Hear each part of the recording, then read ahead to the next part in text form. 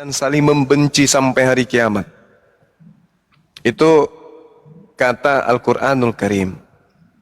Artinya, apa yang ditorehkan kemudian Al-Quran, itu benar adanya. Karena sudah 1400 tahun, hal ini masih terjadi sampai sekarang. Menandakan bahwasanya, apa yang Allah sampaikan kepada kami umat Islam, ya kami masih melihat sampai hari ini. Ini fakta. Seperti yang Anda saksikan pun itu juga kami saksikan. Bahwasanya mereka saling membenci satu sama lain. Wa minal ladzina qalu inna nasara ahazna mitsaqahum panasu hazzam mimma zukkiru bih fa'araina bainahumul adawa wal ba'da'a ila yaumil qiyamah, sampai hari kiamat. Orang-orang yang mengaku dirinya sebagai Nasrani. Di dalam Kisah Para Rasul 24 nomor 5, Paulus ini adalah tokoh Nasrani. Tokoh dari sekte Nasrani. Itu diceritakan di Kisah Para Rasul 24 nomor 5. Paulus sekte Nasrani. Pengikut Paulus ada Advent, ada apa lagi? Ada Protestan, ada Katolik, apalagi Pantekosta, apalagi semuanya. Mereka adalah pengikut Paulus, dan Paulus tokoh Nasrani. Al-Quran mengatakan, dan di antara orang-orang yang mengatakan kami adalah orang Nasrani, kami telah mengambil perjanjian mereka, tetapi mereka sengaja melupakan sebagian pesan yang telah diperingatkan kepada mereka. Maka kami, kata Allah, timbulkan permusuhan dan kebencian di antara mereka hingga hari kiamat. Maka jadi kalau saudara melihat di dalam tubuh agama Anda terjadi kebencian antara satu sama lain, itu karena Allah pencipta alam semesta sudah mengiyakan dan menyatakan 1400 tahun silam. Bukti bahwa Al-Quran ini adalah firman Tuhan. Dari mana? Kalau ini karangan Nabi Muhammad, dari mana beliau tahu kalau orang Kristen antara sekte yang satu dan sekte lainnya saling membenci dan saling bermusuhan? Karena ini adalah firman Allah. Allah tahu apa yang pernah terjadi, yang sedang terjadi, dan akan terjadi. Allah torehkan di dalam Al-Quran. Memang orang Kristen sama Kristen saling membenci. Kita tidak pernah melihat kan bagaimana mereka berkumpul dalam satu gereja, semua sekte datang beribadah ke situ. Enggak. Kenapa? Karena tidak ada perkongsian fulus. Ini yang Al-Quran katakan. Jadi tidak mungkin kami umat Islam itu mengada-adakan sesuatu yang tidak kami ketahui. Wa sawfa yunabbi'uhum humullah bima kanu yasna'un. Kata Allah, kelak Allah akan memberikan kepada mereka apa yang telah mereka kerjakan. Memberitakan hal itu, menyatakan hal itu kepada mereka. Nah, apa yang terjadi? Di dalam Matius 7, 22, 23, ternyata Yesus mengusir orang-orang yang mempertuhankan dirinya. Ini yang dimaksud oleh Allah. Dan kelak Allah akan memberitakan kepada mereka apa yang telah mereka kerjakan. Bahwa apa yang mereka kerjakan itu adalah sesuatu yang keliru. Maka Allah mengatakan, wahai ahli kitab, sungguh Rasul kami telah datang kepadamu menjelaskan kepadamu banyak hal dari isi kitab yang kamu sembunyikan, dan banyak pula yang dibiarkannya. Sungguh telah datang kepadamu cahaya dari Allah dan kitab yang menjelaskan. Kalau tidak mau meninggalkan agamanya menuju kepada Al-Quran, maka mereka akan selalu berselisih sampai kiamat. Tapi kemudian ketika mereka masuk Islam, maka mereka dikatakan oleh Al-Quran, wal takum minkum ummatu yad'una ilal khair wa ya'muruna bil ma'ruf. Umat Islam itu bersatu padu menyatakan ya ma'ruf dan menolak kepada yang mungkar. Itu Islam tuh. Persatuannya sangat luar biasa. Ketika umat Islam di Indonesia mengatakan Bismillahirrahmanirrahim, Qul ya ayyuhal kafirun la a'budu ma ta'budun wa la antum abiduna ma a'bud. Anda jalan ke Afrika sana, bertemu dengan orang Islam, ketika membaca ayat itu akan sama. Qul ya ayyuhal kafirun. Sama. Sampai ke Asia pun begitu. Qul ya ayyuhal kafirun. Sama bunyinya. Mereka bersatu padu, tidak pernah terpisah. Tapi kalau Anda lihat di Kristen, antara Bible cetakan yang tahun berapa dengan tahun berapa itu sudah berselisih paham. Ini menandakan bahwa apa yang diterangkan Al-Quran itu tidak salah, tidak keliru, tapi sahih, valid. Nah, jadi kalau dikatakan saling membenci, kitab suci kami sudah menyatakan itu ila yaumil kiamah, sampai dunia ini kiamat. Orang Kristen antar sekte akan saling membenci dan bermusuhan satu sama lain. Demikian.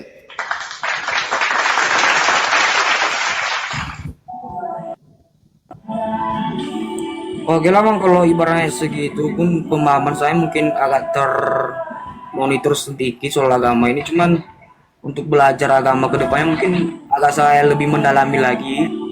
Cuman yang sering kujumpai sekarang yang orang ngomong kalau Kristen itu mengajarkan kasih sayang dan Islam itu mengajarkan damai. Berarti dua-duanya menurut saya memang paling bagus bang, karena saling mengajarkan damai dan kasih sayang gitu. Jadi aku mau akan mempelajari kedua agama tersebut, mana yang nanti menurut saya memang betul-betul dapat jawaban dari situ, mungkin saya akan mengikuti agama tersebut. Itu suara musik dari mana? Bisa dimati musiknya nggak? Oh itu dekat apa ini kak? Ini dekat tempat apa juga kafe gitu, kafe untuk nongkrong karaokean. Oke, bisa di mute. Bisa di mute. Ya, silakan, silakan. Jadi bagaimana tentang LDI yang dibubarkan di Indonesia? LDI apa tuh? Lembaga Ulama Indonesia. Apa? Lembaga Dakwah Islam. Ada dibubarkan gitu ya? Jadi aku nggak pernah dengar gitu. Ya. LDI Jadi dibubarkan. kalau berbicara mengenai LDII dibubarkan, itu pernah saya dengarkan. Kenapa LDII itu kemudian dibubarkan? Karena menganggap di luar kaum mereka itu sesat, di luar kaum mereka itu adalah kafir. Itu sekte atau apa? Itu aliran yang mengatakan bahwa di luar aliran mereka itu sesat dan kafir. Sedangkan di Al-Quran itu tak ada yang kayak gitu di Al-Quran. Tunjukkan. Nggak ada. Di hadis ada bang, di hadis. Mana ada. coba tunjukkan. Sungguh umatku akan terbagi menjadi 73 golongan. Satu di surga, 72 di neraka. Nah, di situ ada nggak pernyataan bahwa satu boleh mengkafirkan yang lain? Ada nggak? Ada nggak? Tapi mengatakan bid'ah. Maksudnya? Kan? Lain. Seperti Wahabi Salafi. Anda salah. Jangan bernarasi sesuai salah, di luar daripada konteks. Nah, sekarang ada tidak di dalam pengakuan Al-Quran bahwa di luar dari satu kelompok itu adalah kafir? Ada nggak? Nggak ada kan? Dalam hadis itu ada nggak? Nggak ada kan? Bahkan Al-Quran mengatakan, sabar dulu. Al-Quran mengatakan, innal ladzina amanu wa amilus shalihat sayaj'alu lahumur rahman wudda. Sungguh orang-orang yang beriman dan mengerjakan kebajikan, kelak Allah yang Maha Pengasih akan menanamkan rasa kasih sayang dalam hati mereka. Ini sudah keluar dari konteks Islam. Kalau orang itu benar-benar beriman kepada Allah, orang itu benar-benar mengerjakan kebajikan, Allah mengatakan Allah yang Maha Pengasih akan menanamkan rasa kasih dan sayang. Bagaimana mungkin ada seorang yang menyembah kepada Allah, mengkitabkan Al-Quran, beribadah sesuai dengan apa yang diajarkan oleh Rasulullah, dianggap sesat dan dianggap kafir? Sedangkan Islam yang benar, jangankan kepada sesama penyembah Allah, orang kafir yang tidak menzalimi umat Islam, orang kafir yang tidak memusuhi dan memerangi umat Islam, wajib hukumnya diperlakukan sebagaimana saudara. Itu Al-Quran. Jadi kalau ada ngaku-ngaku Islam tapi di luar jamaahnya dianggap kafir, itu tidak mencerminkan apa yang diterangkan oleh Al-Quranul Karim. Pahami itu dulu supaya belajar LDI ini apa. Saya mantan LDII, asal kamu paham. Saya orang dalam. yang keluar dari aliran tersebut.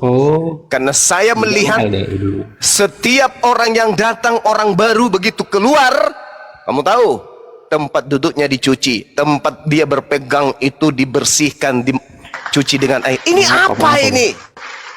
Dianggap najis, dianggap bukan dari golongan mereka. Saya orang mantan dari sana. Asal Anda tahu, semua aliran saya masuki. Oke, saya dari tabligh, saya dari salafi dan seterusnya. Saya belajar. Saya orang belajar. Kalau dijelaskan Saya belajar. Saya orang belajar. Saya tidak beriman dengan cuma nonton dan seterusnya. Saya belajar. Yang mengatakan dirinya benar, saya masuk. Mengatakan dirinya benar, saya masuk. Dan saya temukanlah LDI. Mohon maaf nih, teman-teman LDI. LDI kamu tahu? LDII dari rumah saya ini jaraknya cuma 70 meter sampai 100 meter. Asal kamu tahu. Ya. Saya orang dari sana, ex dari sana. Bayangkan aja, tugasnya ada di Kabupaten Maros. Begitu mau salat, dia harus ke masjid yang ada di Goa. Ini apa ini namanya ini? Ribuan masjid dilalui. Dia nggak mau sholat karena di situ bukan golongan dia. Ini tidak diajarkan oleh Rasulullah Muhammad Sallallahu Alaihi Wasallam. Oke, saya kira cukup. Ini hanya ingin memecah. Silakan turunkan. Turunkan. Hanya ingin memecah. Kalau ada orang yang kemudian menyatakan dirinya beriman kepada Allah, tapi tidak ada rasa kasih sayang di dalam hatinya, itu dipertanyakan.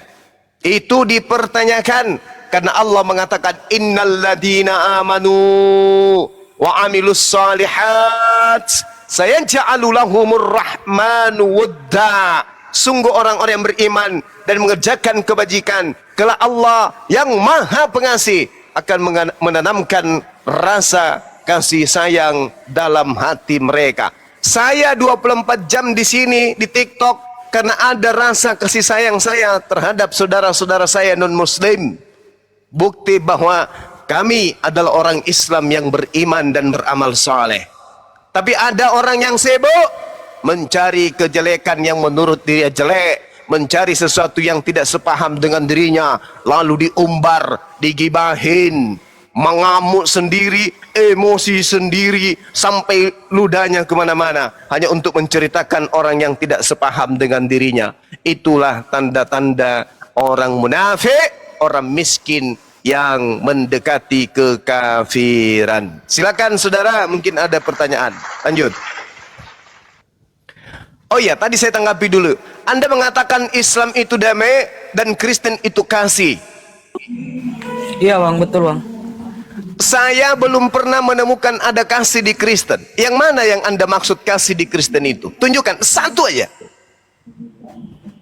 Itulah namanya kemarin saya pernah dengar, bukan pernah buka bang, cuman pernah kebaca sama apa yang paham agama, ibaratnya kayak pendeta atau gembala contohnya gitu. Kasihilah musuhmu.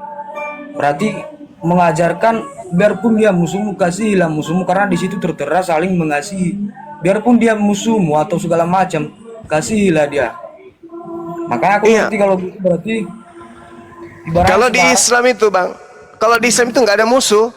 Di Islam cuma ada satu musuh, yaitu iblis.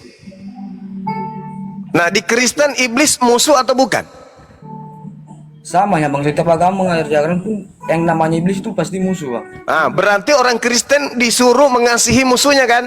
Berarti Kristen disuruh mengasihi setan. Wajar aja mereka kemudian melakukan tindakan-tindakan yang bertentangan dengan firman Tuhan yang ada dalam kitab mereka sendiri. Terima kasih Anda sudah mengaku Kristen mengasihi musuh.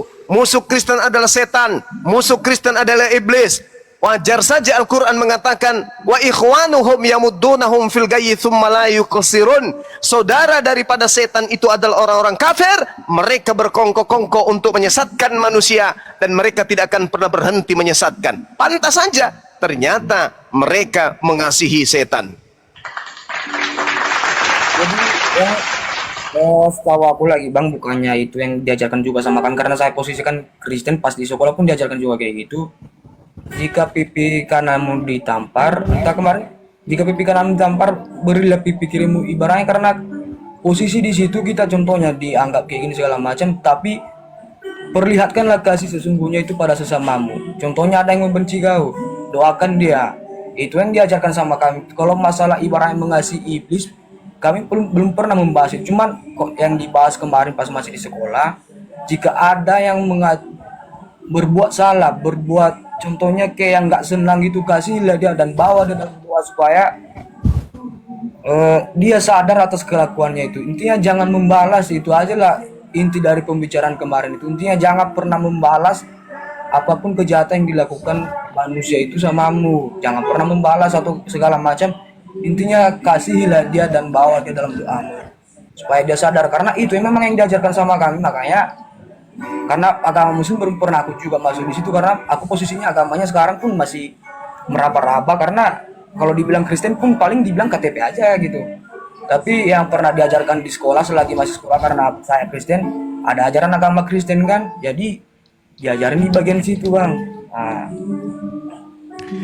Iya, maksud saya kalau dikatakan bahwa kasihi musuhmu seperti kau mengasihi dirimu sendiri, bila mana kamu ditampar kiri kanan, ya berikanlah yang kanan kiri.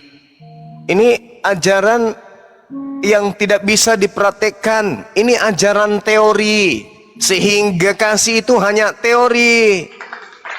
Itu hanya teori itu teori.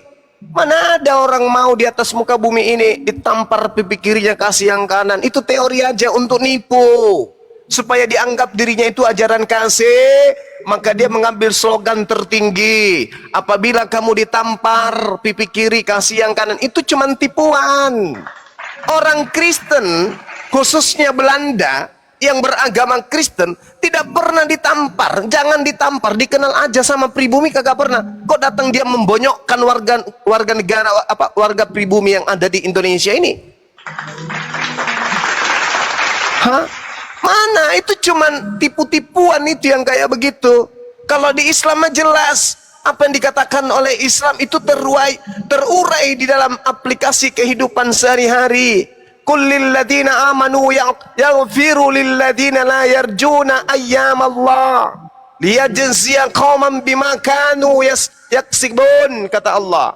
Qul, katakanlah wahai Nabi Muhammad kepada orang-orang yang beriman, hendaklah mereka memaafkan orang-orang yang tidak takut pada hari-hari Allah, karena dia Allah akan membalas suatu kaum sesuai dengan apa yang telah mereka kerjakan. Al-Quran memerintahkan kepada kami untuk memaafkan. Itu baru betul, itu baru benar. Umat Islam seperti itu. Kenapa? Karena umat Islam punya kaidah wa jazaa'u sayyi'atin sayyi'a mithluha, dan balasan suatu kejahatan adalah kejahatan yang setimpal, kata Allah. Faman afa wa aslaha fa ajruhu 'ala Allah innahu la yuhibbuz zalimin. Balasan suatu kejahatan adalah kejahatan yang setimpal. Tetapi faman afa wa aslah, barang siapa memaafkan dan berbuat baik kepada orang yang berbuat jahat, maka pahalanya dari Allah. Apa kata Allah? Innahu la yuhibbuz zalimin. Sungguh Allah tidak menyukai orang-orang yang zalim. Ini baru kaidah yang betul. Ini kaidah yang betul. Wa jazaa'u sayyi'ati sayyi'atum mithluha. Balasan suatu kejahatan adalah kejahatan yang setimpal. Tetapi barang siapa memaafkan dan berbuat baik kepada orang yang berbuat jahat kepadanya, maka pahalanya dari Allah. Ini baru. Tapi kalau yang tadi, apabila pipi kirimu ditampar, kasihlah yang kanan. Siapa yang mau mempraktekkan itu? Kalau orang Kristen ini bukan orang-orang munafik, tolong besok pagi berbaris depan saya orang-orang oten ini, saya mau tampar satu-satu. Mau enggak mereka? Ku tampar satu-satu pakai skop. Mau enggak? Pasang pipinya, ketepak, ketepak, ketepak. Sampai ujung sana, balik lagi pipi yang kiri, ketepak, ketepak, ketepak. Habis itu mereka cium tangan saya. Mau enggak? Itu cuman politik, itu cuman teknik nipu. Gak ada itu, gak ada. Gak ada yang kayak gitu-gitu. Orang Kristen sama orang Kristen aja saling gigit kok. Bagaimana dengan musuhnya? Tak ada itu cerita. Itu cuman teori untuk nipu aja itu. Ada seorang jenderal, Pak. Hah? Nembak anggotanya sendiri. Apa agamanya? Agama kasih. Kuclok. Tipuan. Jadi umat Islam nggak bisa tertipu yang kayak gitu-gitu. Iblis memang selalu memperlihatkan yang baik-baik saja. Nampak kelihatan, oh di depan baik. Selamat papi, apa kabar? Tapi isinya ulat. Kalau di Islam itu kagak. Wajaza'un sayyi'atin sayyi'atum mithluha. Balasan suatu kejahatan, ya kejahatan yang setimpal. Tetapi barang siapa memaafkan dan berbuat baik kepada yang berbuat jahat, memaafkan, habis sudah memaafkan, berbuat baik lagi. Ah, ini baru kaidah yang tepat, ini manusiawi. Kalau yang tadi itu hewani. Oh, tampar pipi kiri, kasih yang kanan, mana coba. Suruh berbaris pendeta-pendeta ini yang suka minta perpuluhan. Mohon saya sampaikan kepada mereka, Bang Suma mau datang mau kasih tamparan pipi kiri. Habis itu balas pipi kanan. Mari kita lihat apakah mereka mampu melaksanakan isi kitabnya atau mereka hanyalah manusia yang bertopengkan kasih. Suruh berbaris. Orang-orang Kristen itu coba, mau kulihat, mau kutunjang pipinya tuh. Itu cuman per apa? Cuman trik aja itu, Bung. Trik untuk supaya dianggap iya tahu bagusnya, tahu cantiknya. Begitu dibuka sarungnya ternyata betisnya berbulu. Mape. Nampaknya cantik, bibirnya merah, matanya, bulu matanya panjang, senyumnya aduhai, diangkat kainnya sedikit, betisnya berbulu. Palsu. Palsu. Jadi yang palsu-palsu itu pasti sesat. Ya, pasti sesat. Itu dari saya. Sekali lagi, teori kalau ada orang Kristen mau ditampar pipi kirinya, kasih pipi kanan. Kalau ada mau mempraktekkan itu, silakan datang ke tempat saya berbaris. Mau ku tampar kalian pelan-pelan, tapi dengan penuh tenaga. Jadi itu cuma teori itu, Dek. Teori yang tidak ada orang Kristen yang akan mempraktekkan. Itu teori. Oke, Bang, sekarang aku boleh nggak ini berangkai? Sekarang ini posisi aku kan sekarang di perantauan nih. Cuman kawan-kawan aku sekarang kebanyakan yang Muslim nih. Siap. Cuman kan posisi anak muda sekarang ada juga yang memang beragama, ada yang enggak. Berangkai kayak teman-temanku sekarang lah, contohnya kayak bukan semua, oknum sebagian sih. Iya. Tadi kan menyinggung di sini namanya yang makan babi gitu kan. Ya. Izin dulu bang ya, izin dulu. Iya, Ini silakan. Bukan semua bang, cuman oknum aja bang, cuman oknum. Iya, silakan. Kan kemarin kayak cerita gini lah, aku di Lapotua gitu sama kawan-kawan. Kebetulan ada kawan kami Muslim dia. Yang namanya juga Lapotua kan, yang makanan khas Batak gitu. Aku tanya, Leku kok di sini, kok bisa makan ini? Katanya sama aku, apa yang keluar dari mulut terus dimakan itu yang namanya haram. Jadi aku agak sok juga dengarnya kayak gitu bang. Itu betul atau enggak ya bang? Itu yang kutanya dulu bang. Kalau di Islam itu hukum-hukumnya jelas. Haram-haram, halal-halal, makruh-makruh. Itu jelas itu. Itu jelas. Soalnya kemarin oknumnya kayak gitu ngomong sama aku bang. Jadi aku bingung juga. Betul atau enggak? Itu adanya di dalam ajaran Kristen di Matius 12. Itu kekerasan kena YouTube pada jangan. Lanjut. Ya. Itu adanya di Bible Matius 12 itu. Dan itu tidak ada hubungannya dengan babi. Yesus tidak pernah menghalalkan babi, nggak ada tuh cerita. Itu hanya akal-akalan teman Anda aja. Di Islam itu kalau haram. Berarti kemarin kata kawanku tuh bukan semuanya, cuman oknum. Terus dia ngomong kayak gini sekarang sama aku bang, kemarin masih mending aku makan babi daripada makan uang masyarakat kayak penjabat sekarang. Namanya takut yang namanya makan penjahat yang paling ditakuti di Indonesia yang namanya Muslim ini paling makan babi, makan uang haram, uang masyarakat. Gampang kali sekarang katanya. Berarti kelakuannya sama. Satu makan sesuatu yang haram berasal dari babi, yang satunya makan haram dari uang rakyat. Sama posisinya tuh. Sama-samanya dia. Statusnya sama. Status sama.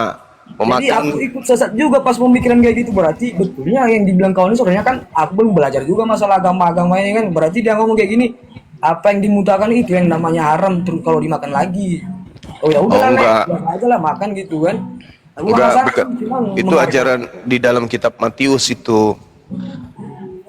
Di Islam itu tidak bisa akal-akalan. Islam tidak boleh kemudian membuat sebuah narasi akal-akalan. Gak boleh. Sama seperti ketika kita membantah sesuatu, tidak boleh juga akal-akalan. Sekarang ini lagi ribut-ributnya, ya, ribut-ributnya orang munafik sedang menceritakan Bang Suma sesat karena menyamakan Tuhannya orang Yahudi dengan Tuhannya umat Islam. Ini kalau ilmu minim ya kayak gitu. Minimnya ilmu seseorang bisa membuat orang itu semakin memiliki penyakit dengki, hasad, benci, iri dan seterusnya. Kenapa? Karena minim ilmu. Ingin tenar, ilmu tak ada. Ingin dikenal tapi tidak terkenal. Padahal kalau kita melihat dan kita belajar, Allah Subhanahu wa taala sendiri yang menerangkan di dalam Al-Qur'an, walaqad ahzallahu mitsaqa bani Israil. Dan sungguh Allah telah mengambil perjanjian dari Bani Israel dan kami telah mengangkat 12 orang pemimpin di antara mereka. Wa qalallahu inni ma'akum. Lalu aku Allah berfirman kepada mereka, aku bersamamu. Dia mengatakan bahwa saya salah telah menarasikan bahwa yang disembah oleh orang Yahudi dan yang disembah oleh umat Islam itu sama. Dia mengatakan itu keliru katanya. Na'udzubillah summa na'udzubillah. Orang-orang Yahudi yang saya maksud di sini adalah orang yang mengikuti apa yang diinstruksikan Allah melalui kitab Taurat. Tapi orang yang minim ilmu mengatakan saya menyesatkan. Loh, Al-Quran menarasikan itu. Allah Subhanahu wa ta'ala mengatakan bahwa barang siapa yang beriman dari Yahudi maupun Nasara atau orang Sabi'in, kata Allah, maka mereka adalah orang-orang yang tidak bersedih hati dan mereka mendapatkan pahala dari Allah. Innalladzina amanu walladzina hadu. Yahudi yang dimaksud.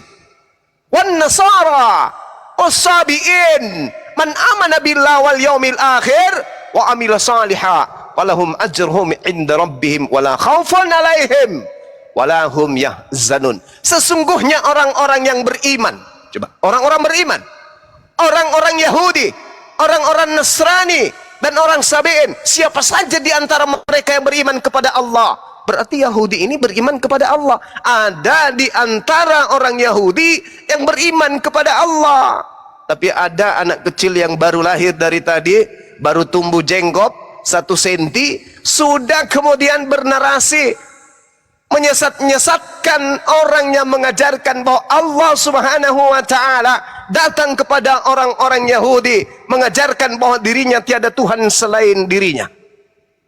Ini dia katakan saya keliru, saya sesat. Itu fitnah yang kejam. Itu adalah tuduhan yang sangat luar biasa yang menyesatkan umat manusia. Kita lihat saudara-saudara di dalam Al-Quran, sabar ya, di dalam ayat 130 surah Al-Baqarah sampai 133 ya, Allah Subhanahu wa taala menerangkan begini.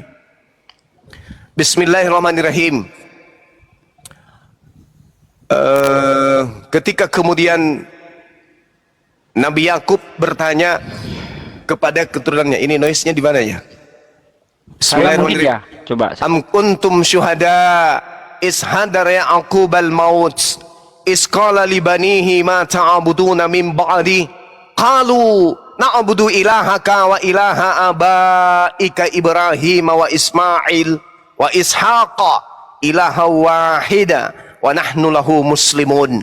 Apakah kamu menjadi saksi saat maut akan menjemput Yakub ketika dia berkata kepada anak-anaknya, apa yang kamu sembah sepeninggalku? Mereka menjawab, kami menyembah kepada Tuhanmu, Tuhan nenek moyangmu, yaitu Ibrahim, Ismail, Ishak, yaitu Tuhan yang Maha Esa, dan kami hanya berserah diri kepadanya. Ada dalam Al-Quran. Dia ingkari Al-Quran ini. Siapa yang sesat sebenarnya? Nah, itulah ya teman-teman, kalau minim ilmu kemudian mensesat-sesatkan orang, ya menyatakan orang. Bahkan saya melihat tadi ya, dari potongan video yang dikirim oleh salah satu saudara kita, beliau memfitnah bahwa saya dan orang-orang yang menjadi netizen Bang Zuma itu sudah memiliki syahadat yang berbeda.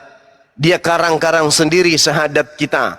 Dia membawa-bawa Yahweh dan mengatakan bahwa saya ini adalah Rasulullah. Dia sendiri yang mengatakan itu, artinya dengan sendirinya dia telah kafir, menyatakan telah ingkar kepada Al-Quran karena menyatakan saya ini adalah Rasulullah.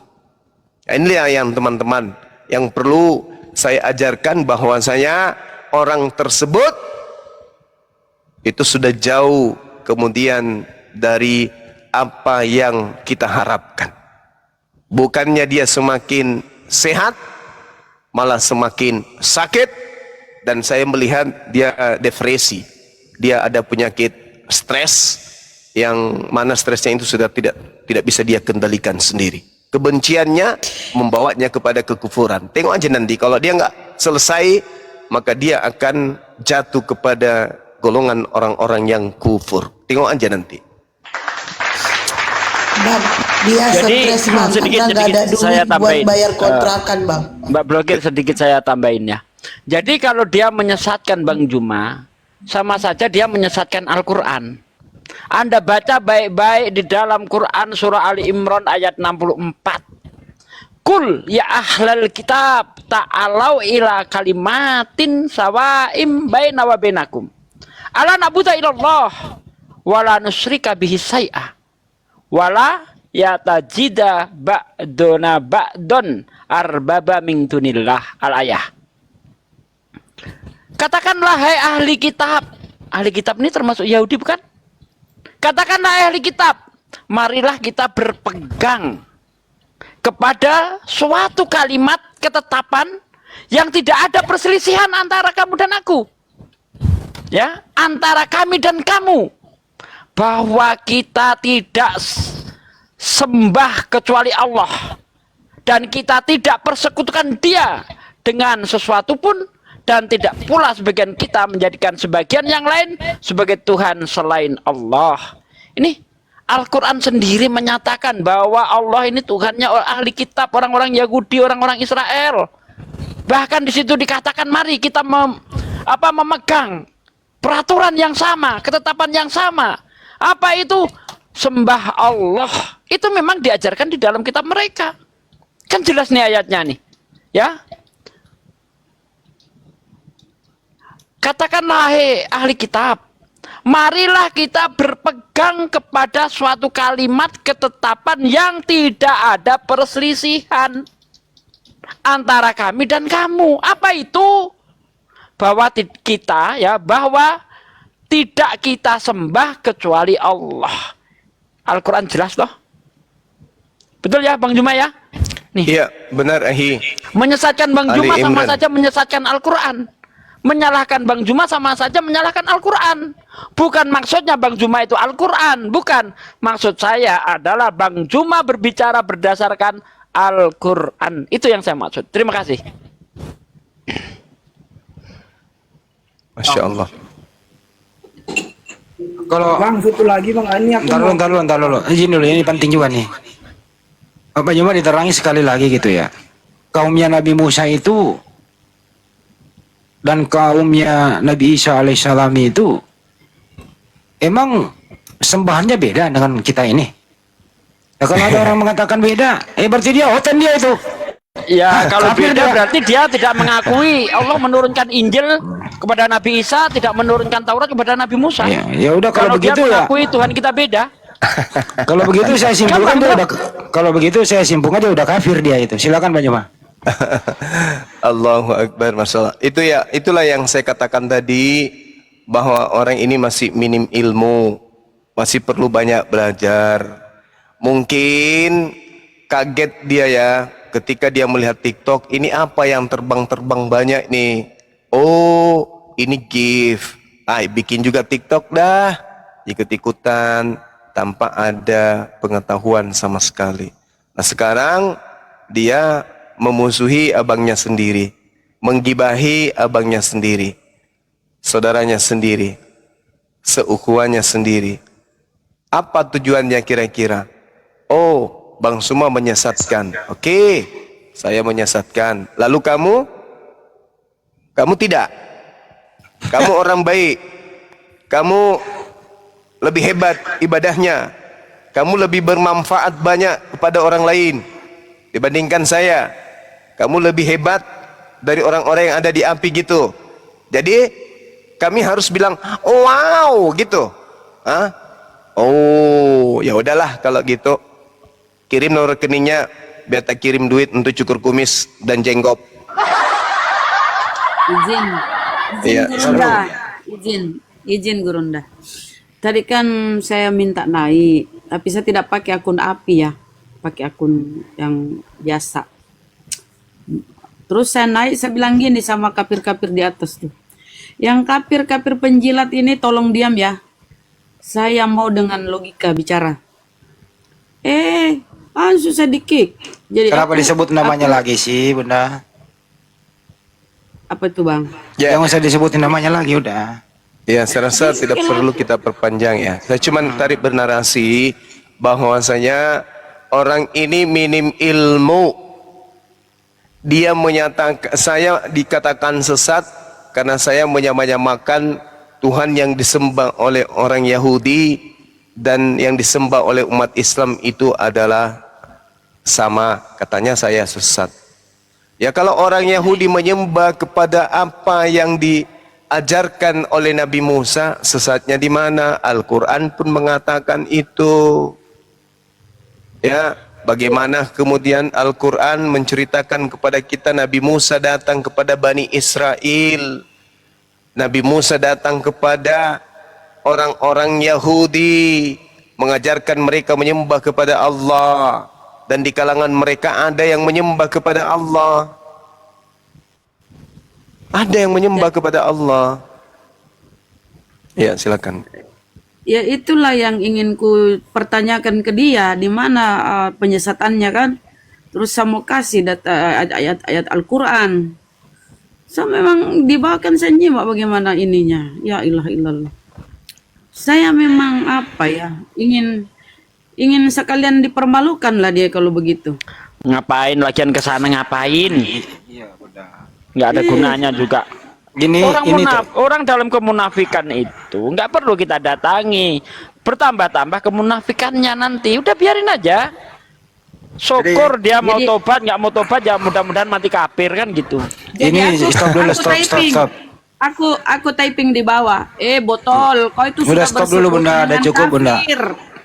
Bunda, ini tadi Bang Juma ini membahas ini bukan arah kemana-mana berdasarkan pertanyaan Kelvin ini secara makro, jadi nggak usah diperunci menyebut nama nanti tambah populer gitu kan, udah disepakati gitu ya, apalagi mendatangi mereka. Ini ilmu yang bermanfaat buat kita semua secara makro ya, bukan ditujukan kepada satu orang, banyak orang yang kayak begini gitu loh ya. Kita kembali ke topik, oke? Makasih. Iya. Silakan Bang Juma. Sedikit lagi ya, Allah Subhanahu wa taala kemudian berkata kepada Nabi Musa alaihi salam, qala Musa liqaumihi ista'inu billah wasbiru. Musa berkata kepada kaumnya, mohonlah pertolongan kepada Allah dan bersabarlah. Ini bukti. Jadi mengherankan kemudian ya, mengherankan kemudian ketika ada orang mengatakan, sesatlah orang yang mengatakan bahwa apa yang saya narasikan bahwa orang Yahudi menyembah kepada Tuhan yang sama. Ya, tapi tidak semua Yahudi sama. Ada Yahudi yang kemudian jadi pengikut Nabi Musa, ada juga yang tidak. Bukan berarti semuanya ikut, bukan berarti semuanya tidak ikut. Jelas itu. Ya. Musa menyeru kepada kaumnya. Nabi Musa mengajarkan kepada kaumnya. Lalu kemudian inna arda lillah yurithuha may yasha'u min ibadi. Sesungguhnya bumi ini milik Allah, diwariskan kepadanya siapa saja yang dia kehendaki di antara hamba-hambanya, dan kesudahan yang baik adalah bagi orang-orang yang bertakwa. Mereka juga ada yang bertakwa, berarti mereka juga ada yang menyembah kepada Allah. Jadi seperti itu ya.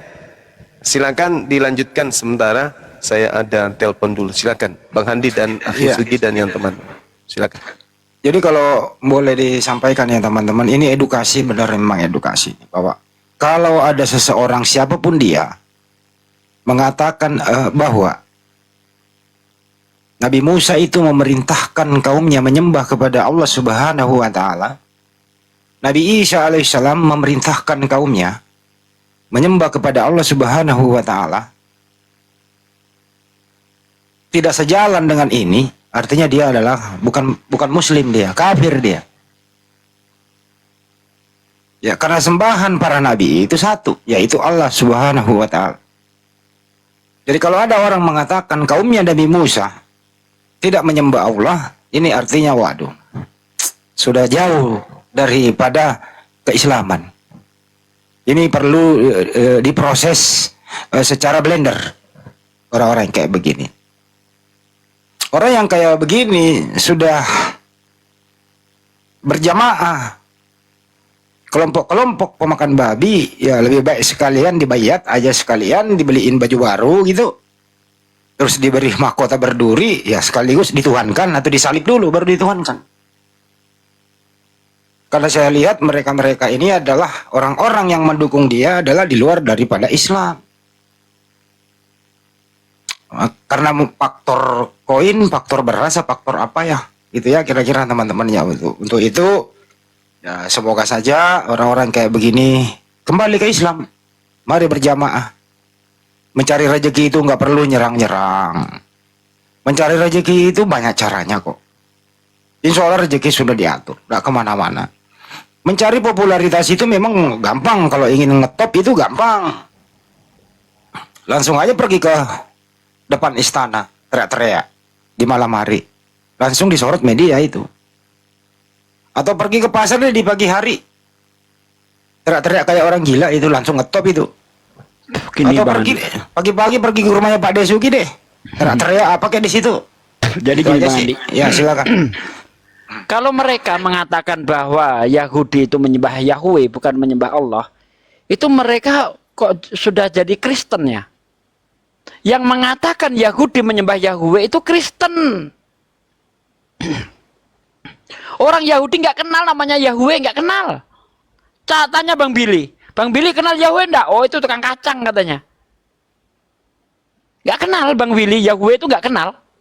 Berarti kalau dia mengatakan Yahudi nyembah Yahweh ya Kristen dia. Karena yang mengatakan Yahudi nyembah Yahweh itu Kristen. Orang Yahudi itu nyebutnya bukan Yahweh, Yahwah. Artinya apa?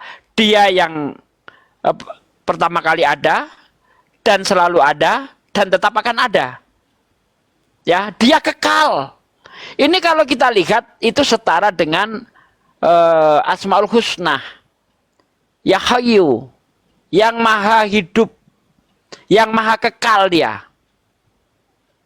Dia lebih percaya kepada kitab orang Kristen perjanjian lama yang entah asalnya dari mana, sehingga dia itu percaya bahwa Yahudi itu nyembah Yahweh. Padahal kitab itu entah dari mana, siapa penulisnya nggak jelas, karena itu ditulis 1500 tahun setelah Musa. Ya, 1500 tahun setelah Musa. Dia tidak percaya dengan Al-Quran.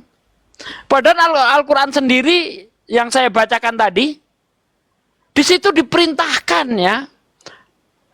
Dikatakan begini, hai ahli kitab, marilah kita berpegang kepada suatu kalimat atau ketetapan yang tidak ada perselisihan antara kami dan kamu. Bahwa tidak kita sembah selain Allah. Masa Allah salah sih ngomong begini? Mengatakan bahwa mereka ahli kitab, orang-orang Yahudi, orang Israel itu menyembah Allah, dia lebih percaya Bible, lebih percaya perjanjian lama daripada apa yang dikatakan Quran. Quran jelas-jelas mereka menyembah Allah. Ya, kenapa mereka menyelisih Al-Quran? Hanya berdasarkan kebencian kepada Nabi Muhammad, kepada Bang Zuma, sehingga otak mereka jadi dol. Nggak ngerti Al-Quran, begitu jelas. Apa yang dikatakan? Mari kita berpegang pada kalimat atau ketetapan yang sama, bahwa kita tidak menyembah selain hanya Allah saja. Salah Allah itu mengatakan bahwa Tuhannya orang Israel juga Allah. Nah inilah ya.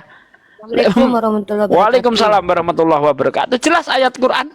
Mau disesatkan juga ayat Quran gitu. Karena Al-Quran mengatakan orang ahli kitab itu menyembah Allah. Salah. Aduh, benar-benar kasihan mereka. Ya, karena bodoh, karena kebencian yang timbul bukan pikiran yang jernih, bukan pikiran yang sehat, tapi justru yang timbul adalah kebodohan. Begitu. Silakan Uni Rifa, apa yang mau disampaikan? Saya minta izin dulu kepada bapak-bapak baptis saya, Bang Handi izin, Bang Zuma izin, Pak Desugi izin, antum bertiga bapak baptis saya, salah saya berarti antum yang salah. Maksudnya gini, saya mau agak sedikit menghimbau, boleh nggak izin banget, ini keluar dari topik, ini dari sisi pribadi saya, boleh nggak? Kalau diizinkan saya lanjut, kalau enggak saya turun. Oke. Saya mohon dengan sangat, ya, nih, wallahi demi Allah saya bergetar hati ini, saya minta mohon dengan sangat, ikhwah. Saya mohon dengan sangat. Abang saya, Bang Zuma, Pak De saya, Pak Desugi, Bang Handi Selebes. Mereka berjuang di jalan Allah, menyiarkan Islam, berhadapan dengan penghujat, orang kafir, musyrik, munafik. Mohon dengan sangat kalau antum tidak bisa memberikan kepada mereka amunisi atau bantuan support system atau apapun, mereka juga gak akan memaksa antum memberikannya. Mohon jangan tambahilah beban mereka, please. Nggak perlulah antum menyampaikan info-info nggak penting kepada mereka. Jangan dibakar, jangan, tolonglah. Mereka adalah orang yang berjuang membela agama kita. Paling penting bagi mereka adalah apa? Mereka tenang. Mereka bisa nyaman ketika mereka berdebat, menyampaikan keilmuan mereka.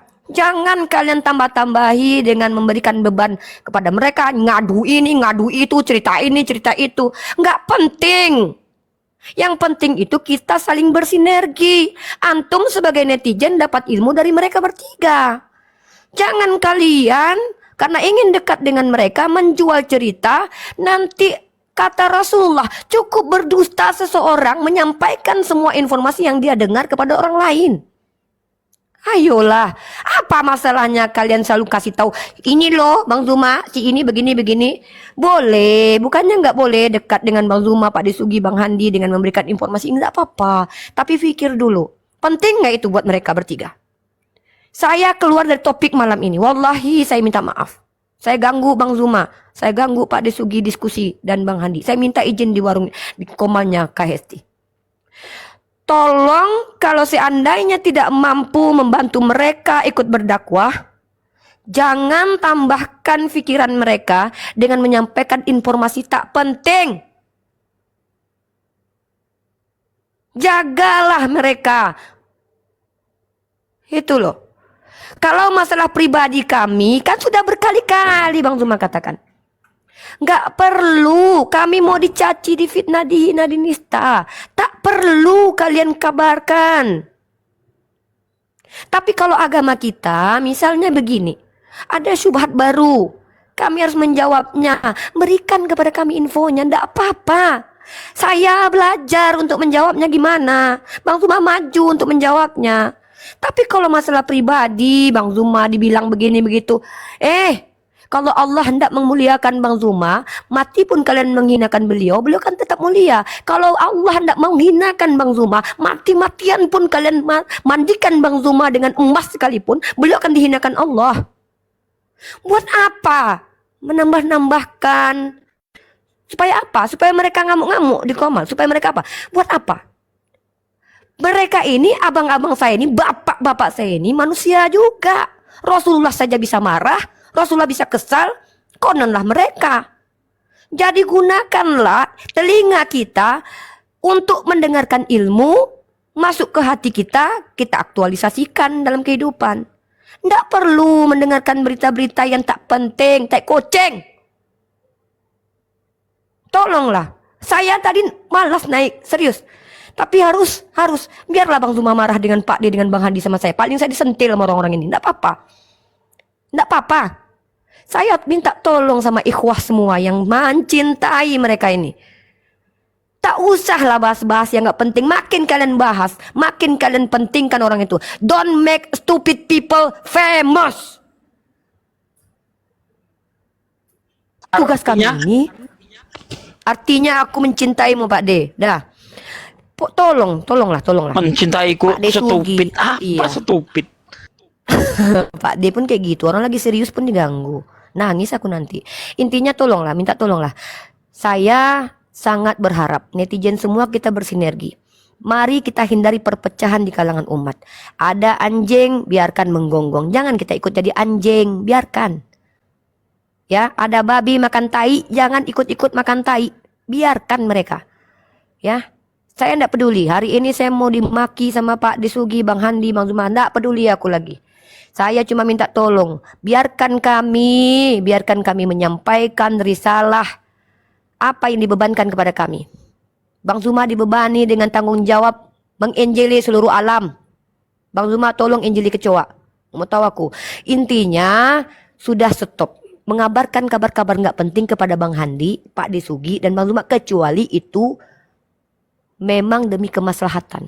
Maksudnya apa? Misal Bang Zuma, ternyata ada yang begini dan itu menyebabkan kerusakan kepada finansial, kondisi fisik. Ada yang mau membunuh Bang Zuma. Sabarkan, tidak apa-apa.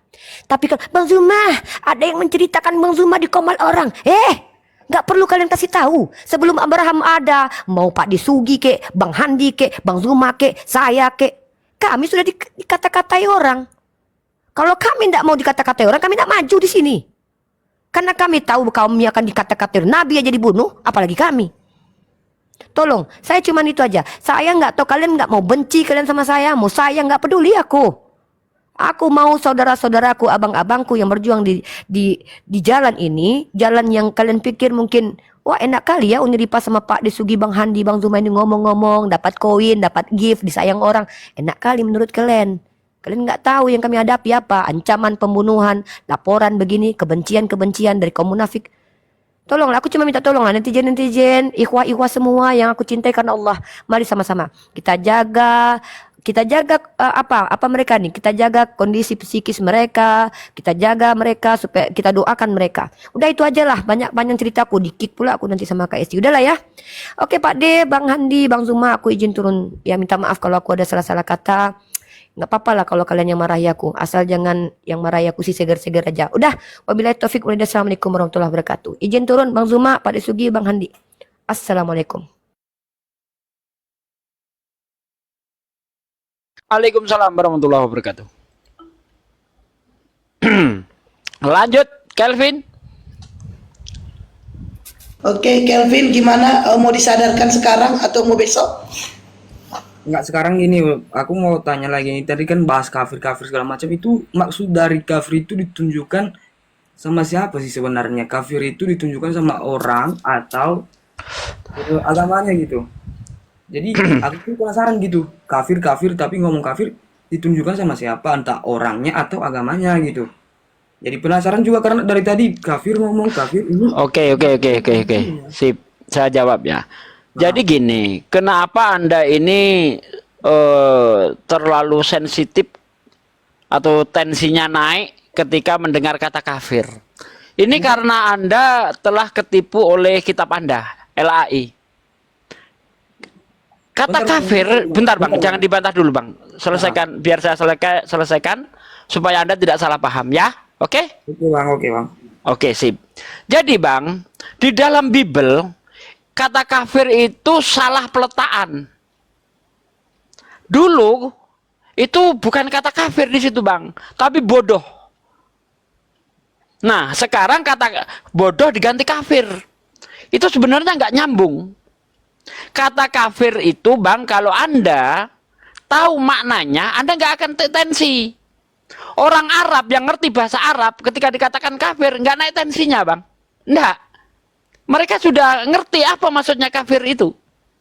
Kafir itu orang yang menutup diri. Dan kata kafir juga dipakai untuk bahasa Inggris. Tahu Anda? Cover, penutup. Ya, cover, menutup. Penutup, cover buku, tutup buku itu. Cover ya? Buku, tutup buku. Aduh, noise Bang Ali Musa, noise. Jadi, kata kafir itu orang yang menutup diri dari semua agama untuk menyebut orang di luar agamanya. Yang paling halus itu adalah Islam, yaitu kafir, orang-orang yang menutup diri dari kebenaran Islam. Nah, sementara kalau di Kristen, orang yang di luar agamanya, di luar golongannya, Yesus memakainya dengan kata anjing. Anda lihat di dalam Matius 15 ayat 26. Ketika ada orang perempuan minta tolong kepada Yesus, ini orang Samaria, minta tolong kepada Yesus karena anaknya kerasukan setan. Apa kata Yesus? Tidak layak roti dilemparkan kepada anjing. Ya, tidak layak roti bagi anak-anak dilemparkan kepada anjing. Nah, mana yang lebih kejam, yang lebih sadis, menyebut orang lain anjing atau menyebut orang lain kafir? Jawab Bang. Apa Bang? Mana yang lebih sadis, menyebut orang lain anjing atau menyebut orang lain kafir, yang artinya menutup diri? Itu dia tadi Bang, pemahamanku sekarang. Saya tanya Bang, jangan kemana-mana. Saya tanya. Tadi sudah saya jelaskan, ada perempuan Samaria. Orang Samaria ini orang di luar dari dakwah Yesus. Ya. Minta tolong kepada Yesus karena dia bukan orang Yahudi, disamakan dengan anjing. Pertanyaan saya, mana lebih sadis, menyebut orang kafir, yang menyebut orang dengan kata kafir yang artinya menutup diri dari kebenaran Islam, atau menyebut anjing? Ayo, secara akal sehat, Anda saya harap jujur. Kecuali Anda nggak bisa jujur, ya nggak apa-apa. Ya jujurnya berarti yang dikatakan kafir ini yang di luar agama Muslim, betul enggak? Betul. Nah, Yesus menyebut orang di luar agama dia dengan sebutan anjing. Pertanyaan saya, mana yang lebih sadis, menyebut orang lain anjing, menyamakan orang dengan anjing, atau menyebut orang lain kafir? Mana yang lebih sadis? Ayo jawab, jujur. Lebih sadisnya manggil anjing Bang. Nah, itu pinter Anda. Islam lemah lembut memanggil orang lain kafir. Orang-orang yang menutup diri, hai kafir. Orang yang menutup diri, hai anjing. Mana? Kira-kira yang enak didengar telinga yang mana Bang?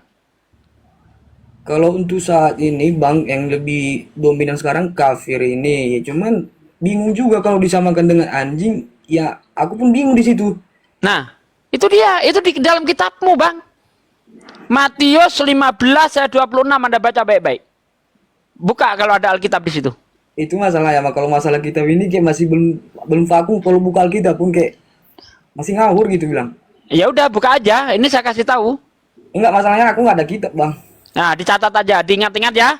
Matius 15 ayat 26. Anda buka nanti ya kalau ada Alkitab. Udah, itu saja jawaban saya Bang. Apalagi yang mau ditanyakan? Berarti bukan apa loh Bang, bukan menjelekan atau gimana. Berarti orang yang teriak-teriak kepada umat yang lain bilangnya kafir, kayak contohnya kayak yang lebih dominan sekarang ngomong kafir itu kayak dari saudara abang lah, bukan oknum bilang, oknum mengatakan sama kami kafir karena ibaratnya karena nggak paham dengan agama Muslim gitu. Menutup diri dari agama Islam, tidak mau terima agama Islam, menutup diri. Entah Islam itu benar, entah salah, pokoknya saya nggak mau ikut. Nah itu kafir namanya, orang yang menutup diri. Orang Arab Bang, kalau menanam biji-bijian di tanah, lalu ditutup, itu juga menggunakan kata kafir Bang. Pergantian siang dan malam juga menggunakan kata kafir. Siang menutup malam, malam menutup siang, juga menggunakan kata kafir. Karena kafir itu artinya menutup. Nah, secara spesifik di dalam keislaman artinya apa? Orang-orang yang menutup diri dari rahmat Allah. Intinya itu. Jadi kata kafir itu nggak kejam, kelihatan sadis, kelihatan kejam karena diambil oleh Bible, diletakkan yang tidak pada tempatnya. Yaitu dulu menggunakan kata jahil, direvisi, dimasukkan kata kafir. Artinya orang-orang kafir adalah orang yang paling bodoh, orang yang paling goblok, orang yang jahil. Begitu Bang. Kan jadinya rancu, kacau nih kata kafir jadinya setelah di Bible. Makanya tanyakan ke orang Islam, apa itu kafir? Orang yang menutup diri, bukan orang yang jahil. Begitu Bang. Jadi gitu Bang, karena ada juga kemarin kan ku tengok di TV kemarin, sempat nonton sih, cuman pas perayaan Natal itu kan ada ustadz datang gitu. Ya, cuman dia katanya kalau kafir itu nggak sesuai, ibaratnya kayak kafir itu diajarkan kepada orang yang nggak beragama. Jadi kalau karena Kristen beragama berarti nggak dijadikan kafir. Makanya aku bingung, kafir ini ditunjukkan sama siapa, orang atau agama gitu. Nah, Orang. Kalau orang kan berarti orang kan nggak percaya agama. Berarti kalau ibarat kafir ditunjukkan kepada agama yang nggak sesuai dengan agama yang lain, berarti aku paham di situ Bang. Tapi kalau ibaratnya kayak ada juga ustadz ngomong kayak gini, kafir itu ditunjukkan kepada orang yang nggak beragama. Kayak saya tadi contohnya. Bukan, itu salah Bang. Kafir itu ditunjukkan kepada orang di luar Islam. Mau dia agamanya apapun, kalau dia tidak Islam disebut kafir. Artinya orang yang menutup diri dari Islam. Begitu Bang. Jelas ya? Iya Bang, berarti kalau aku paham Bang. Tapi kalau ibaratnya kayak berbeli juga dari kemarin kayak gitu, kafir, tapi ada juga satu ngomong kafir nggak kayak gini. Satu ngomong kafir yang kayak Ya, gini. kan Anda sudah saya kasih tahu secara kaidah bahasa. Ya kan? Mana yang benar nilai sendiri. Dia ngomong itu pakai kaidah bahasa enggak? Diterangkan dulu kafir itu artinya apa? Kan begitu. Nah, sudah saya terangkan kafir itu artinya menutup diri. Bahkan kata kafir juga ada di dalam bahasa Inggris, itu menyerap dari bahasa Arab. Artinya apa? Penutup. Oke? Jelas. Dah, apalagi? Jangan di situ-situ aja.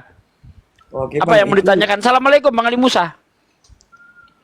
Waalaikumsalam warahmatullahi wabarakatuh, Ustaz. Sugi, silakan. Kata Pak Ade, jangan di situ-situ aja. Terus dia harus kemana Pak Ade? Yang lain yang dibahas, apa lagi? Oh sekarang Bang, Pak, cuman itu aja dulu. Soalnya aku mau tidur juga, besok mau kerja nih Bang. Bukan. Oh iya. Mulai berpikir kritis ya Bang. Kita beragama itu seperti yang saya sampaikan di awal, kita beragama itu tidak hanya bisa manggut-manggut apa yang dikatakan oleh pemimpin agama kita lalu kita mengangguk-angguk. Bukan begitu beragama. Makanya di dalam Al-Quran kita ditegur, afala yatawakilun. Apa kamu tidak menggunakan akalmu? Afala yatafakarun. Apa kamu tidak mau mikir? Nah, jadi kita beragama harus berpikir. Kalau kita ya hanya mengandalkan iman, ini sangat berbahaya. Saya kasih contoh begini, secara analogi. Anda melihat air bening di dalam aqua. Anda main percaya aja, itu air bisa saya minum. Tanpa mau menelaah, tanpa mau menggunakan akal sehat. Langsung main tenggak, entah itu asalnya dari mana, nggak tahu. Ada tergeletak, wah bening tuh, air tuh. Diminum. Karena tak modal percaya, ternyata yang diminum thinner. Karena thinner itu jernih juga kayak air Bang. Coba. Tapi kalau Anda mau menggunakan akal, ini air atau tidak ya? Aku selidiki dulu lah. Coba, aku buka, aku cium baunya. Oh ternyata thinner. Nggak jadi saya minum. Tetapi setelah diselidiki, kita cium, oh ternyata ini air. Baru kita minum. Itu yang benar seperti itu Bang. Dan Tuhan itu memberikan akal sehat itu sebagai standar untuk membedakan ini salah, ini benar. Bukan iman yang dipakai Bang. Iman tidak bisa dijadikan standar untuk membedakan ini salah, ini benar. Kalau iman bisa dijadikan standar ini salah, ini benar, maka orang nyembah sapi juga benar berdasarkan imannya.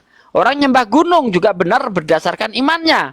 Tetapi secara akal apakah benar sapi Tuhan? Apakah benar gunung Tuhan? Apakah benar anak Maria itu Tuhan? Gunakan akal. Tapi kalau imani saja, sapi bisa jadi Tuhan, anak Maria bisa jadi Tuhan, gunung bisa jadi Tuhan, sandal jepit pun bisa jadi Tuhan. Kalau cuma modal imani saja. Makanya Anda diberi akal sehat oleh Tuhan, gunakan sebaik-baiknya. Jangan ketika Anda meninggal, akal Anda masih tersegel rapi, karena nggak pernah digunakan. Tuhan marah nanti. Ini, wah hebat nih orang ini kok akalnya masih tersegel ya. Ternyata nggak pernah digunakan, Bang. Nah itu bahaya itu, Bang. Ya. Oke Bang, izin turun bukannya sengaja, bukan ibaratnya kayak turun dari pembicaraan karena besok juga ada jadwal kerja. Jadi Oke Bang, sip, makasih ya. Yo Bang. Oke, silahkan pasien selanjutnya yang mau coba-coba untuk menjajal ilmunya. Di sini ada Bang Ali Musa yang baru naik, kita suruh kerja dia. Oke, silakan. Yang Karisten mau naik pasien selanjutnya. Untuk yang ada di YouTube, terima kasih ya. Ini sudah 2 jam 9 menit. Saya kira kita akhiri dulu perjumpaan kita di sesi ini. Bukan berarti kita tidak jumpa lagi. Insya Allah nanti kalau ada Kristen yang berkualitas itu debatnya, kita live-kan lagi. Tetap stay tune di Sudi Kristologi. Emang ada Pak Reaksi. Kristen yang berkualitas? Assalamualaikum warahmatullahi wabarakatuh. Waalaikumsalam. Pade, emang ada Kristen berkualitas? Enggak ada. Pade ini ngomong. Ayo pasien selanjutnya silakan naik. Aku dari tadi live-nya 4 jam mulu. Ayo silakan naik pasien selanjutnya. Tunjukkan keahlian kalian dalam bidang terserah. Bidang apa? Aku mau nyanyi sesuatu boleh nggak ya? Mau nyanyi Happy Birthday to you. Tapi belum, setengah jam lagi. Untuk siapa? Ayo tebak. Happy Birthday to you. Ayo tebak. Bang Juma. Happy birthday to you. Happy birthday to Bang, aku orang pertama yang ngucapin selamat ulang tahun Bang. Arti harus kau kasih aku kado. Gak mau tahu aku. Bang, masih teleponan dia. Bang, aku orang yang pertama ngucapin selamat ulang tahun. Jadi abang harus kasih aku kado. Kabur OTST. Saya izin berkoar-koar. Nanti Ustadz Suki yang mengkritisi kalaupun apa yang saya sampaikan salah. Seperti biasa saya membawa kabar apa namanya Sambil tertawa jadi nggak nyambung nanti ceritanya. Oh iya. Nah, saya grogi sama netizen nih ya. Netizennya Akhi Zumani galak-galak. Kalau sama saya itu galak-galak mereka. Jadi saya mesti senyum-senyum untuk menghilangkan rasa nefas. Begini ya, nanti tolong dikritisi kalaupun ada yang salah dari apa yang saya sampaikan nanti. Mungkin karena agak panjang, jadi Ustadz Suki mesti jeli ketika saya menyampaikan supaya mana yang salah dan mana yang benar dapat dikoreksi. Bismillahirrahmanirrahim. Assalamualaikum warahmatullahi wabarakatuh untuk para hamba Allah yang ada di room, dan juga assalamualaikum warahmatullahi wabarakatuh untuk para hamba Allah yang ada di live comment. Saya akan mengesahkan tentang bagaimana ketika para nabi Allah turunkan pada masanya, pada zamannya, di mana para nabi itu Allah utus ke tengah kaumnya, yang dimana semacam Nabi Daud alaihissalam. Beliau Nabi Daud itu bukan orang yang gagah atletis seperti baginda Nabi Muhammad Rasulullah SAW ataupun seperti Nabi Ibrahim, tidak ya. Kalau Nabi Ibrahim itu atletis badannya, tapi Nabi Daud biasa-biasa saja. Nah, Nabi Daud itu diutus oleh Allah ke tengah-tengah kaumnya ketika bangsa-bangsa kala itu mereka berbangga-bangga dengan kekuasaan, dengan kerajaan-kerajaan mereka yang sangat luar biasa, dengan bala tentara-tentara mereka yang sangat kuat. Bahkan ada yang namanya Jalut, itu di dalam Bible maupun di dalam Al-Quran itu dengan jelas diterangkan bahwasanya Jalut ini adalah seorang tentara dan dia adalah raksasa, dan tidak ada satupun di antara yang menjadi musuhnya kerajaan itu dapat menang berperang melawan kerajaan yang mempunyai tentara yang bernamakan Jalut. Namun Allah tundukkan kerajaan itu dengan lahirnya, di mana Nabi Daud alaihissalam dahulu Allah utus ke tengah-tengah mereka untuk mengalahkannya, sehingga dengan sebutir batu, bermodalkan sebutir batu dan ketepel, itu pun Jalut dapat mati. Nah ini ya, tapi tidak pada zaman itu ketika Daud ini dapat mengalahkan raksasa yang sangat dan mereka menyanjung Daud dengan kehebatannya, namun tidak ada satupun dari mereka, kalangan mereka, yang menuhankan Daud sebagai Tuhan. Nah, lalu bagaimana sepeninggalan Nabi Daud alaihissalam, di mana Nabi Sulaiman alaihissalam, Allah utus ke tengah kaumnya, yakni Bani Israel, dengan kala itu mereka berbangga-bangga pada zaman Nabi Sulaiman alaihissalam ataupun Nabi Salomo.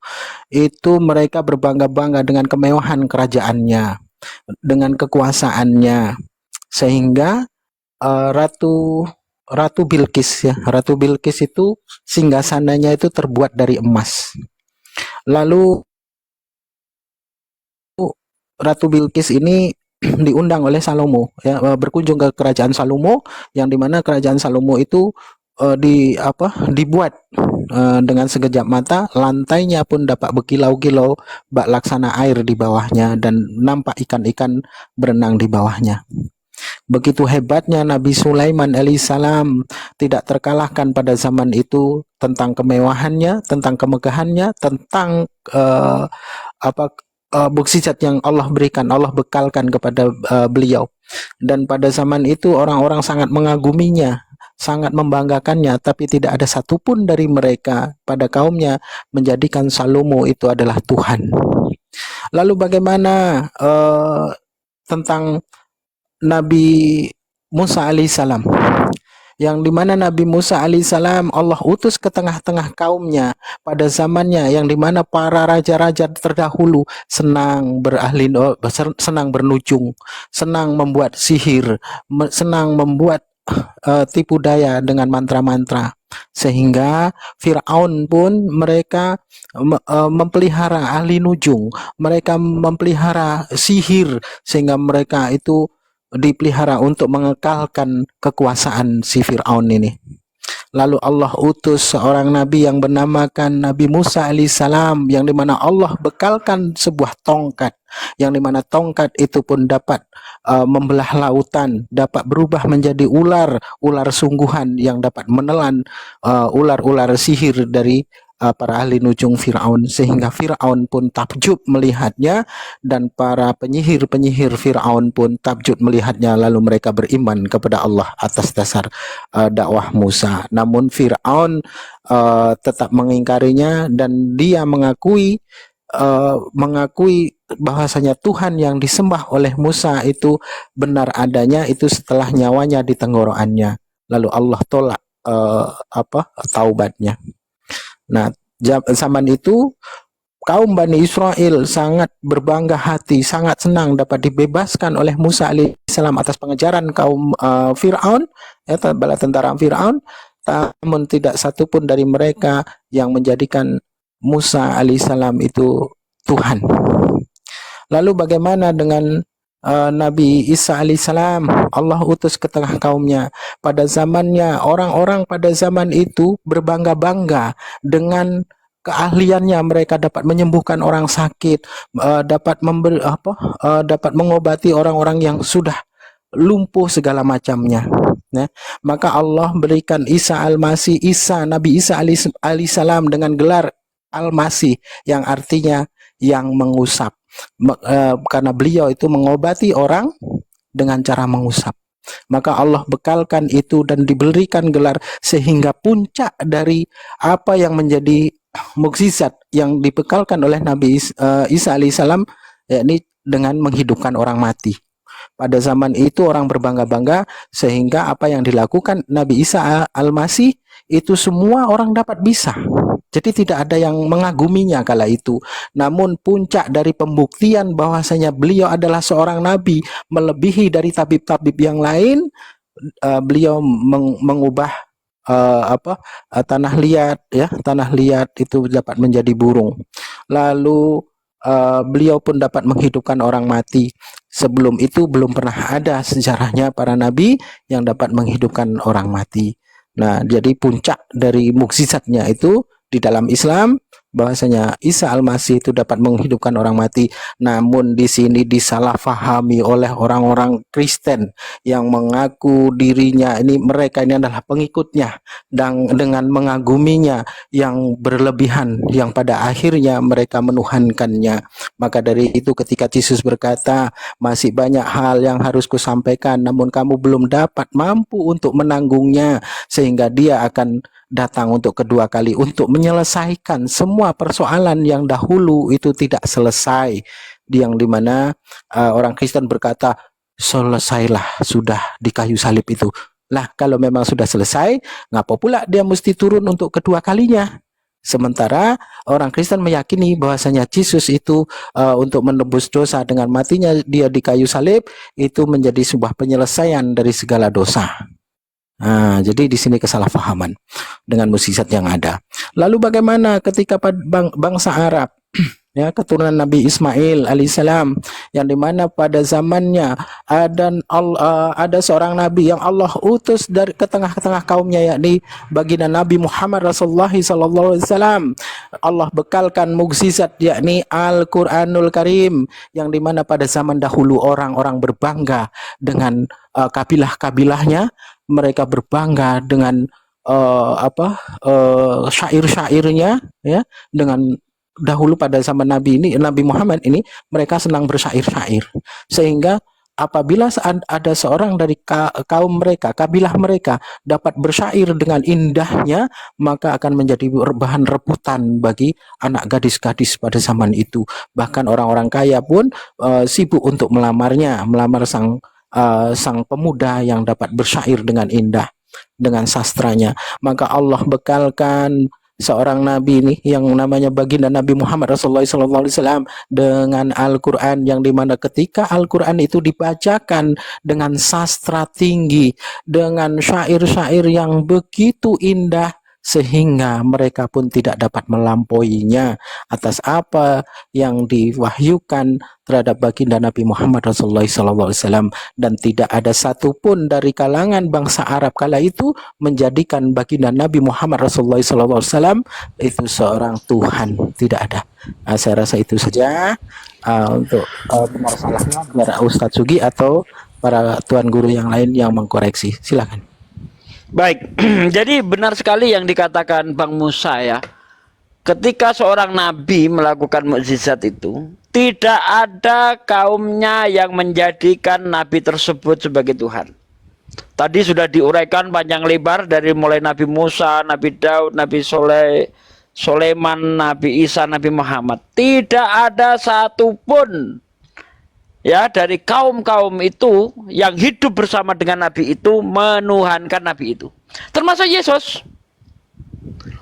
Ketika Yesus melakukan mukjizat, kita lihat di dalam Matius 15 ayat 31. Di situ dikatakan begini, maka takjublah orang banyak itu melihat orang bisu berkata-kata, orang timpang sembuh, orang lumpuh berjalan, orang buta melihat, dan mereka memuliakan Allah Israel. Bukan Yesus yang dijadikan Tuhan, tapi yang dimuliakan adalah Tuhan mereka, Allahnya mereka, Tuhan mereka, yaitu Tuhan Israel itu tadi. Kemudian kalau kita lihat kesaksian Yesus sendiri, ketika Yesus membangkitkan Lazarus dalam Yohanes 11 ayat 42-43. Yesus menengadah ke atas selalu berkata, aku bersyukur kepadamu ya Bapa, karena engkau selalu mendengarkan aku. Karena engkau selalu mendengarkan aku, supaya mereka yang berdiri mengelilingi aku tahu bahwa engkau yang telah mengutus aku. Nabinya bersaksi ketika dia melakukan keajaiban, itu bukti bahwa aku diutus. Apa buktinya aku diutus? Aku sanggup melakukan mukjizat. Kalau memang Yesus itu Tuhan, seharusnya ketika dia melakukan mukjizat itu ngaku dia, ini loh bukti aku Tuhan. Aku bisa membangkitkan Lazarus. Karena hanya Tuhan saja yang bisa melakukan ini. Tapi Yesus tahu diri. Dia tidak mau melampaui apa yang sudah ditugaskan kepada dirinya. Ya, kalau di dalam Al-Quran ketika dia ditanya, hai Isa, pernahkah kamu mengajarkan kepada manusia bahwa jadikanlah kamu dan ibumu itu adalah Tuhan? Apa jawab Nabi Musa? Maha suci engkau ya Allah, aku tidak pernah mengatakan sesuatu yang bukan hakku. Jadi Nabi Isa sadar diri kalau dia ini hamba. Dia ini hanya seorang utusan. Sehingga ketika melakukan mukjizat bukan untuk kesombongan dirinya bahwa aku Tuhan, tetapi itu menunjukkan aku ini seorang Rasulullah. Itu ditegaskan di dalam Kisah Para Rasul 2 ayat 22. Hai orang-orang Israel, dengarlah perkataan ini. Yang aku maksudkan ialah Yesus dari Nazaret, seorang yang telah ditentukan Allah dan yang dinyatakan kepadamu dengan kekuatan-kekuatan dan mukjizat-mukjizat dan tanda-tanda yang dilakukan oleh Allah, ya, dengan perantaraan dia di tengah-tengah kamu seperti yang kamu tahu. Kisah Para Rasul, ya, yang ditulis Lukas, ini benar nih, saya benarkan nih, bahwa Tuhan itu melakukan keajaiban melalui hambanya. Ketika zamannya Musa, Tuhan melakukan keajaiban melalui Musa, bukan Musa sendiri yang belah laut. Ketika zamannya Yesus, zamannya Nabi Isa, Allah juga melakukan keajaiban melalui Nabi Isa. Ya, bukan Isa sendiri, bukan Yesus sendiri yang melakukannya. Karena Yesus berkata di dalam Yohanes 5 ayat 30, aku tidak dapat berbuat apa-apa dari diriku sendiri. Semua yang aku lakukan sesuai yang aku dengar. Pengadilanku adil, bukan datang dariku, tapi datang dari yang mengutus aku. Demikian juga yang dikatakan Al-Quran ketika Nabi Isa itu membuat burung. Akhir ayat mengatakan, bi'idnillah, atas izin Allah. Sama ini dengan Kisah Para Rasul 2 ayat 22. Ya. Bahkan Yesus berkata di dalam Yohanes 5 ayat 36, aku mempunyai kesaksian yang lebih penting daripada kesaksian Yohanes. Jadi di masa itu kesaksian yang paling penting itu kesaksian Yohanes, karena dialah yang mengabarkan, yang membenarkan kerasulan Yesus, kerasulan Nabi Isa. Ya, aku mempunyai kesaksian yang lebih penting daripada kesaksiannya Yohanes. Walaupun kesaksian Yohanes itu benar, tetapi ada yang lebih penting daripada kesaksian Yohanes. Apa itu? Yaitu pekerjaan-pekerjaan Bapa yang diberikan kepadaku supaya aku mengerjakannya. Pekerjaan itulah yang bersaksi tentang aku bahwa Bapa yang mengutus aku.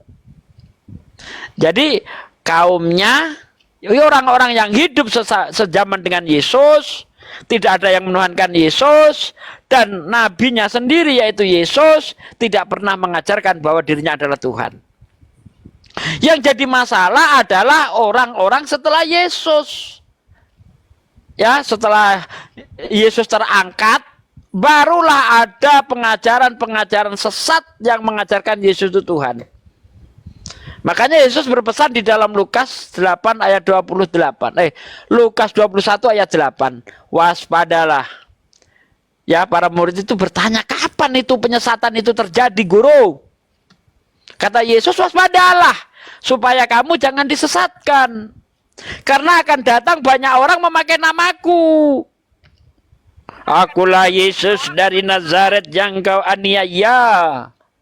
Betul kan yang dikatakan Yesus? Banyak orang akan datang memakai namaku dan berkata, akulah dia, akulah Tuhan. Waktunya sudah dekat, jangan ikuti mereka. Jangan kau ikuti mereka. Orang-orang yang mengajarkan Yesus Tuhan, jangan ikuti. Itu sudah dipesan oleh Yesus, jangan ikuti mereka. Itu kejahatan.